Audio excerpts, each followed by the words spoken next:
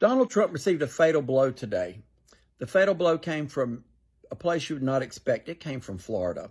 And it also came from somebody that Donald Trump is aiming his vengeance at, Ron DeSantis.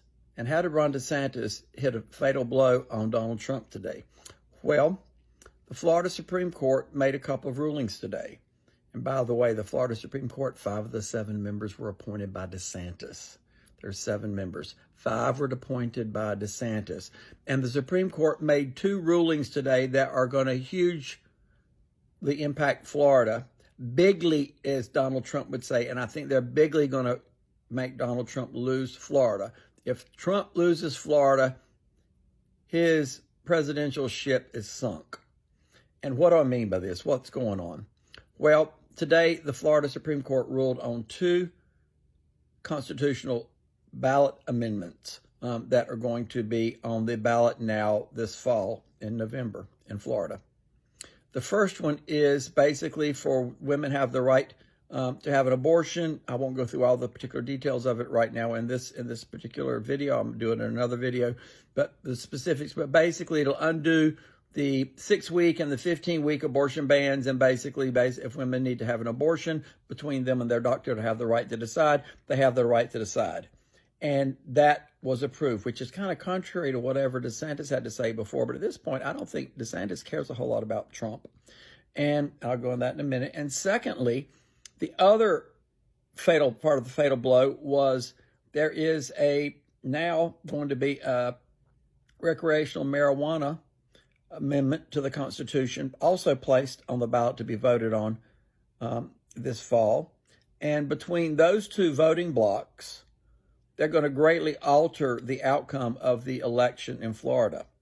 You're going to have your young people definitely voting on the recreational marijuana. And it's approved. The approval for this is the latest poll from a University of North Florida shows 67% across the board approval for the marijuana and 62% for the abortion rights. So it looks like that both would pass depending on who does vote. But even if they don't pass, they're going to alter greatly who's going to go to the polls.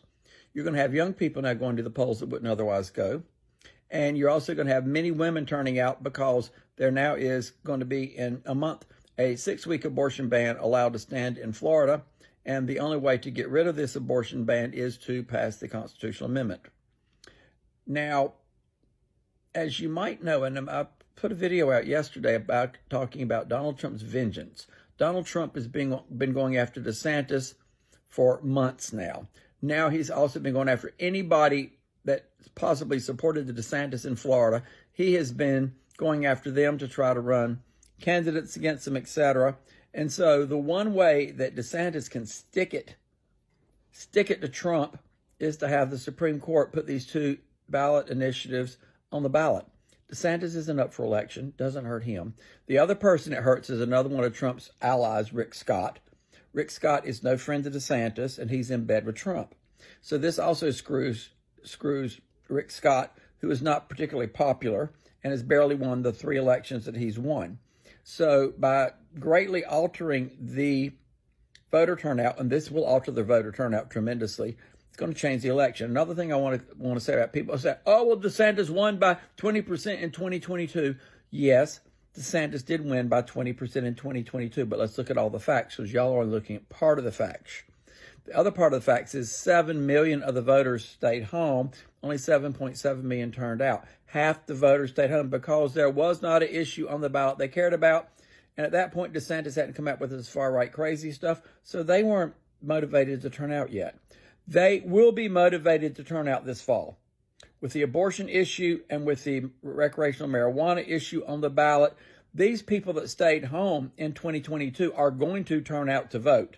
Not to mention plenty of people have strong feelings either for Biden or for Trump or against Biden or against Trump. And they're going to turn out. But the dynamic that's changed is now the abortion dynamic and the legal recreational marijuana dynamic. That's going to bring young people out and bring more women out, which they tend to vote against Trump, against the Republicans, and against Rick Scott. So I say DeSantis and whether he had a phone call with the justices and told them, go ahead and approve this so it's on the ballot. We'll screw Trump. We'll give it to Trump good now. So it's kind of funny. Trump has been attacking and beating up on DeSantis, being the bully that he is. And little DeSantis may have actually put it to Trump.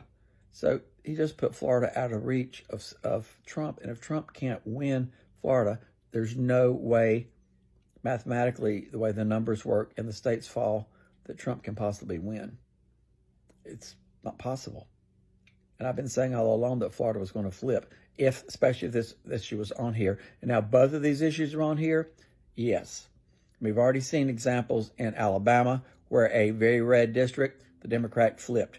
We saw it back in Florida in December, January, where another state representative that had been in a Republican's hands for 20 years flipped to the Democrat because he ran on abortion and other local economic issues. And likewise, so did Donna Deegan, who is the second Democratic mayor in Jacksonville in 30 years, and she won last year. So everywhere since Roe v. Wade, the Dobbs brother has been done down. The people that running on abortion, the Democrats have beat every single time. They beat the Republicans. And this is going to be an issue that's going to definitely, I think, put Florida into play, if not push Florida over the top. And then we have good old Taylor Swift, who's going to happen to open her Eras Tour 2 weeks before the election, October 18th, 19th, and 20th in Florida, probably about the time that she announces for Biden or just before or just after. And she's going to push those. They push them out. You got the young voters for the recreational marijuana that I personally don't care about, but they care about. And the same thing on the abortion issue, the ladies that all care about that. 1, 2, 3 punch.